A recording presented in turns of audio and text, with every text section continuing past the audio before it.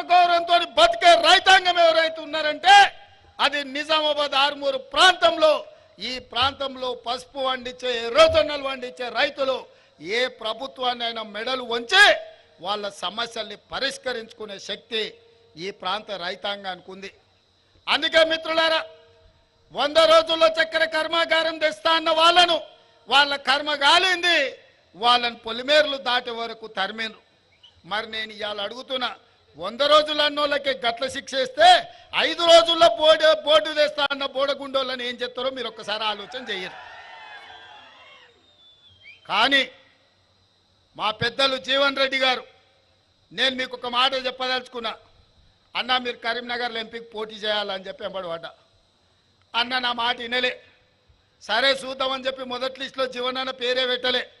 అట్లయినా నేను అడిగినట్టు అన్న ఏమన్నా నా మాట వింటాడేమో ఒప్పుకుంటాడేమో అని. మొదటి లిస్టులో పేరు రాకపోయినా జీవనాన్ని ఒకటే మాట చెప్పిండు, నేను తమ్మి రైతుల కోసం కొట్లాడదలుచుకున్నా, నా జీవితం ఈ రైతులకే నేను అంకితం చేయాలనుకుంటున్నా.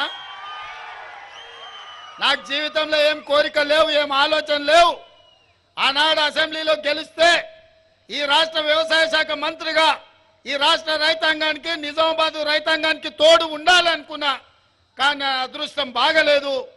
మళ్ళీ ఈరోజు పార్లమెంట్ చేస్తున్నా. నేను నిజామాబాద్లోనే చేస్తా.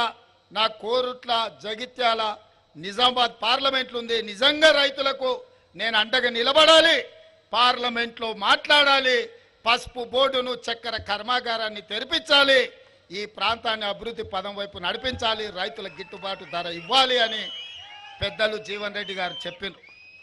నేను మీకు మాటిస్తున్న వేదిక మీద నుంచి మా మిత్రులందరి అనుమతితోటి ఖచ్చితంగా రాబోయే ఎన్నికల్లో ఇండియా కూటమి కేంద్రంలో ప్రభుత్వం ఏర్పాటు చేస్తుంది.